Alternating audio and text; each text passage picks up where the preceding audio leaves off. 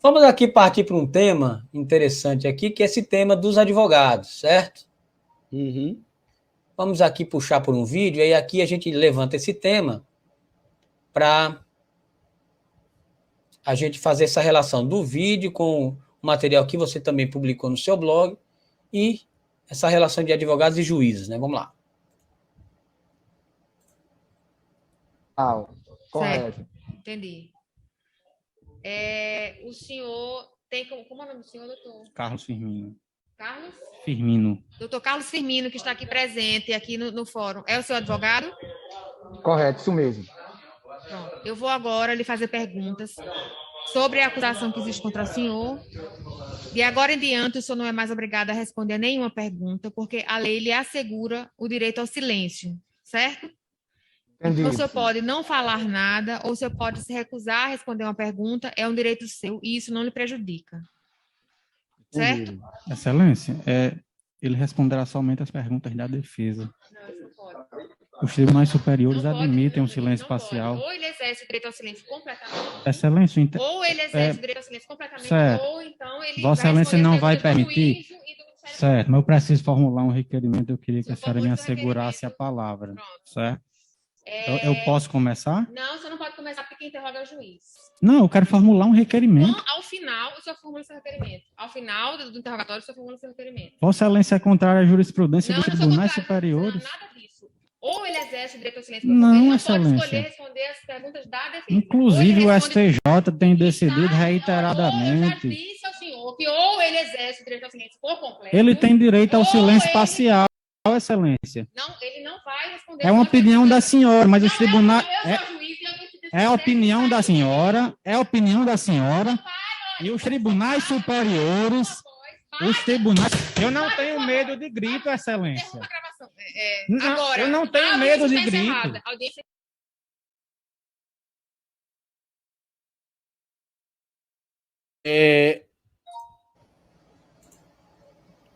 Aconteceu algum problema? Voltamos. Voltamos, né? Eu tive aqui, deu uma travada, eu fiquei voando. Olha, William, é um assunto que a gente tem que tratar com muito cuidado. Por que eu digo isso? A juíza, ela extrapolou todos os limites que ela poderia ter, certo? Por quê? Porque a jurisprudência permitia aquilo ali que ele citou. A jurisprudência permitia. Então, faltou aí um pouco de sensibilidade, digamos assim, da juíza para tratar esse assunto com equilíbrio. E aí gera um outro debate, que eu até fui criticado nas redes sociais, viu? Por uma pessoa, foi uma pessoa só que criticou, mas eu respeito a crítica dela, no sentido de que você não pode tratar este assunto como desequilíbrio, porque o desequilíbrio, quando você diz que é uma mulher que perdeu o equilíbrio emocional, é machismo. Olha, não é machismo dizer que uma mulher que perdeu o equilíbrio emocional perdeu o equilíbrio emocional. Eu não considero machista. Quando eu escrevi isso até, a última coisa que eu pensei na minha vida foi desqualificar ela como mulher. Eu quis só dizer que ela é uma pessoa, uma indivídua que não tem um equilíbrio para lidar com uma audiência. Não tinha controvérsia ali pesada. Ela perdeu as estribeiras, viu, Bruno? Ela perdeu as estribeiras. Do mesmo jeito que eu disse aqui, já nesse programa, que Dilermando Mota não tinha equilíbrio emocional para conduzir uma audiência de conciliação. E a gente lembra do episódio. Inclusive, a gente falou disso aqui, né, Bruno? A gente falou isso aqui. Então, assim, ele é um homem. Então, o que eu percebo? Os advogados, nós temos muitos amigos advogados, alguns em comum, eles sempre reclamam da forma como alguns juízes tratam os advogados, alguns juízes e promotores, de uma forma arrogante, como se eles se sentissem acima do bem e do mal por serem juízes. A reclamação é mais recorrente quando é advogado jovem, que é o caso do Carlos Firmino. É um advogado jovem. Geralmente os juízes crescem para cima. Os promotores crescem para cima. São muitas as Mas essa juíza parece ser jovem também, né, Bruno? Sim, mas é recorrente. Tá na cultura. Porque também tem isso, Bruno, assim, também tem isso que você falou, porque é o seguinte, a questão de perder as estribeiras, né, ou a sensatez ali naquele momento, né, porque, claro que ela está ali coordenando, né, ela como, enquanto juiz, ela está ali coordenando a audiência, né, é um papel dela. Ela não está mandando na audiência, ela está coordenando ali. Coordenando. Né? Ela está coordenando as partes e tal, ela está fazendo isso, para depois ela fazer uma avaliação com base na lei. Aí tudo bem, aí é um rito, né, do processo. Do ambiente ali, do processo. Agora, ela também, aparentemente, é muito nova. E, às vezes, essas situações, né, não quer dizer que as pessoas novas não perdem as estribeiras, não é isso. Mas, às vezes, também tem a questão da maturidade. Quanto mais maduro você vai ficando, a tendência é que você melhore também em algumas posições. Às vezes, não. Né? Não é uma regra, mas assim... É o caso do Guilhermando Mota, que já a gente fala é o caso dele. Mas, às vezes, o fato de ser novo, você pode tomar, assim, achar, por exemplo, estar muito envolvido com a vaidade.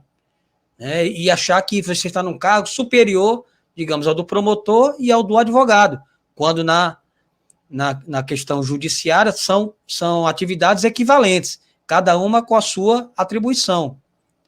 Porque, às vezes, Bruno, tem juiz aí, que é juiz na hora de julgar, mas ele se sente juiz até quando ele está num bar, né? E não é por aí. Ele não se despe da arrogância de juiz, né?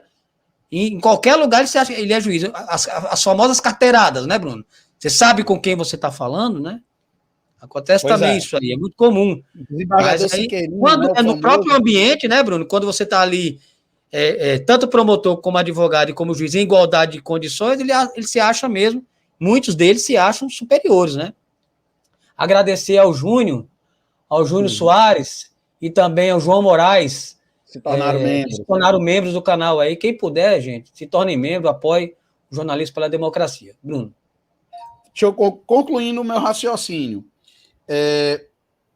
Há essa reclamação, há esse histórico da parte das pessoas que trabalham na advocacia, de que os juízes e os promotores costumam ser arrogantes. E aí, William, quando você junta arrogância com descontrole emocional para lidar com a dificuldade de ser contraditado, gera esse tipo de cena lamentável. É o combo. Quando você é só arrogante, mas manter a fleuma,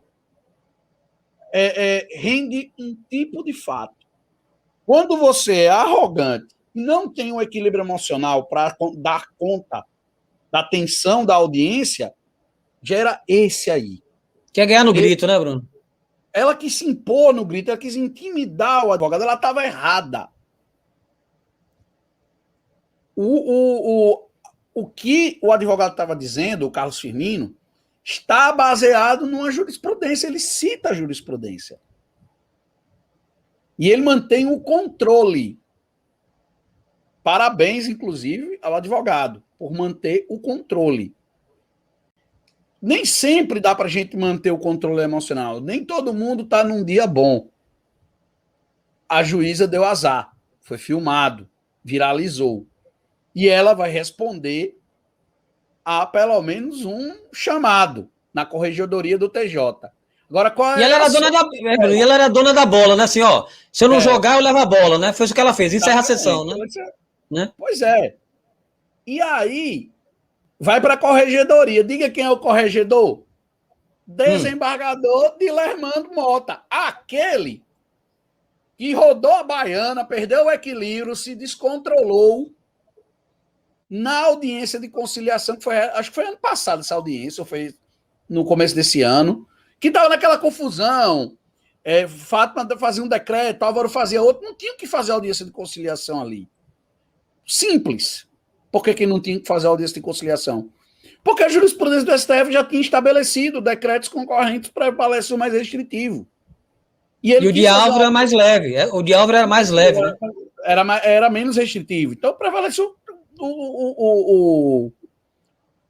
o entendimento do governo. E assim foi em vários casos.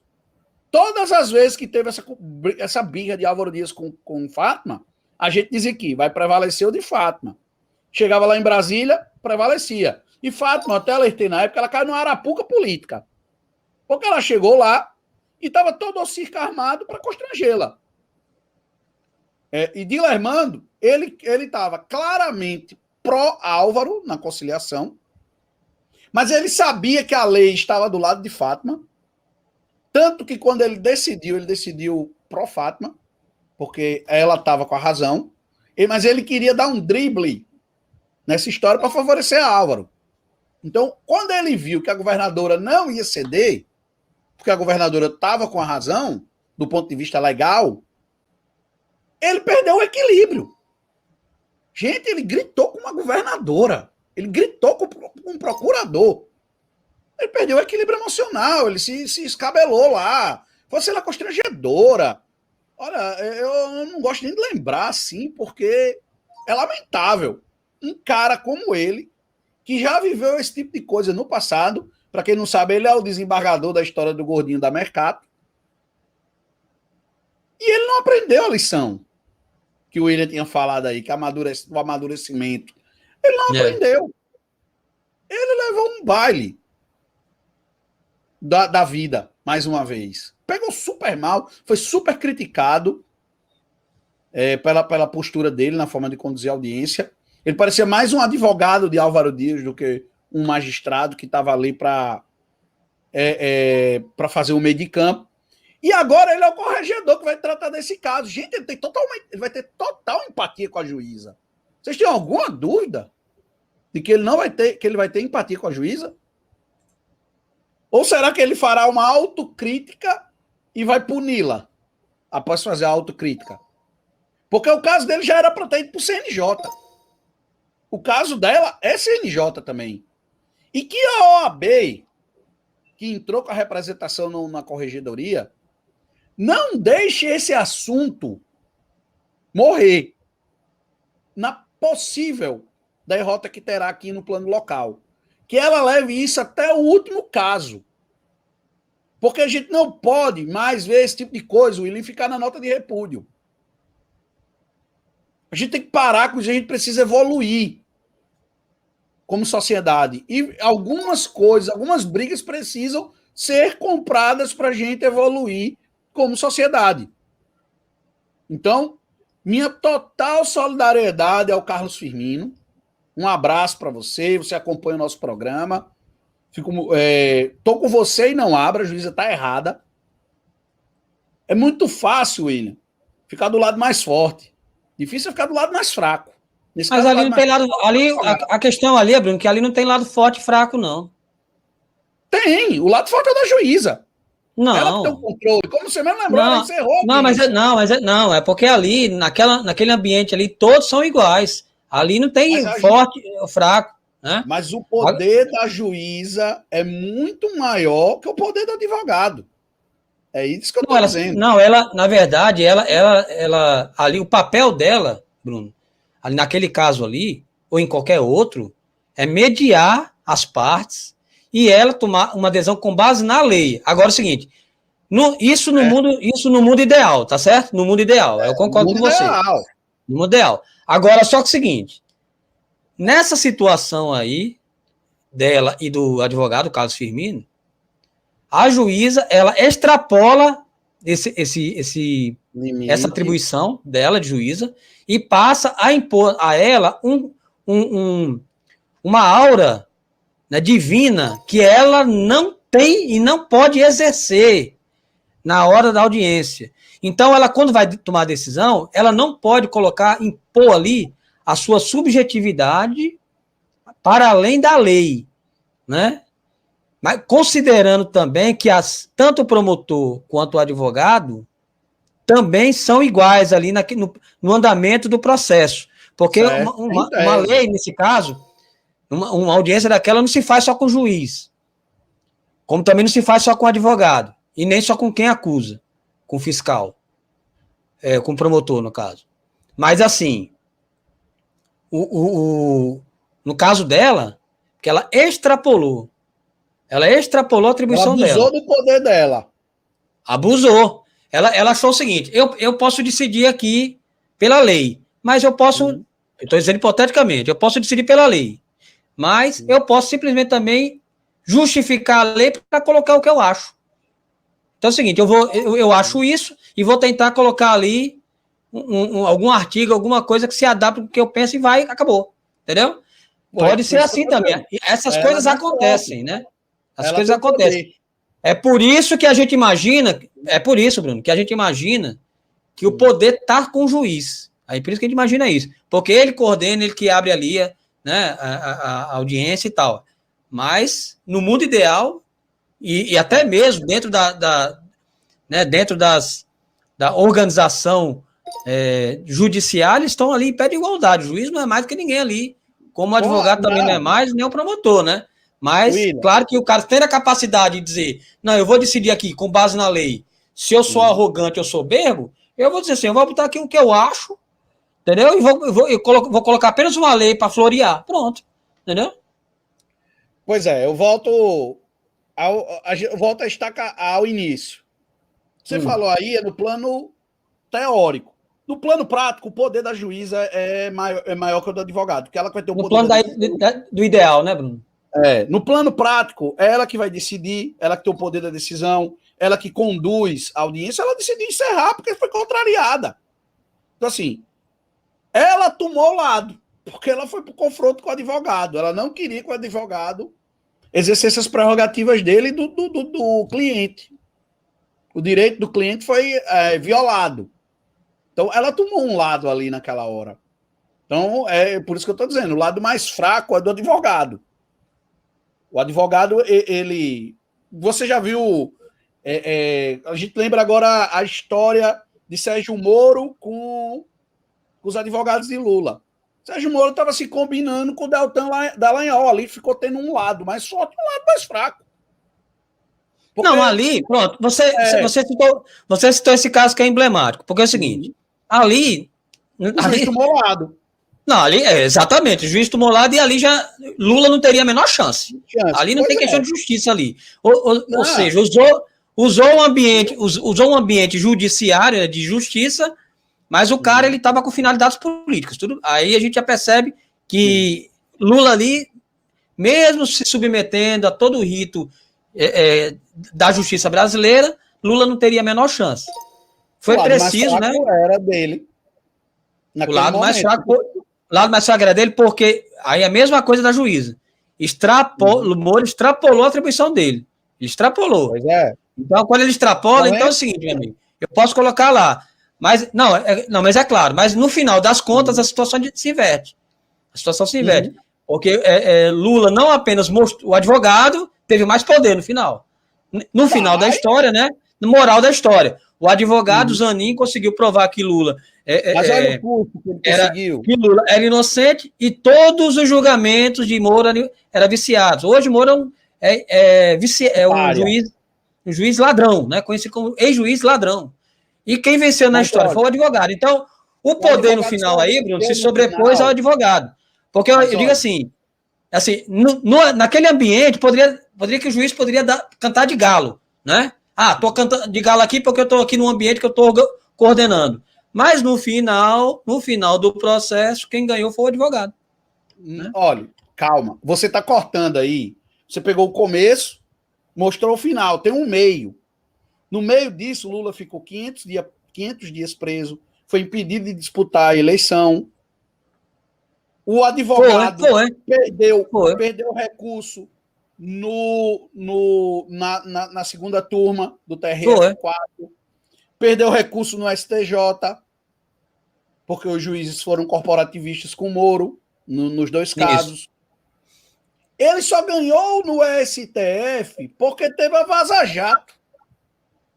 Isso. A Vaza Jato permitiu criar um ambiente político, ela não foi levada em consideração na decisão, mas ela criou o ambiente político para que o STF anulasse as sentenças. Então, assim, ele só ganhou no final porque ele precisou do acaso.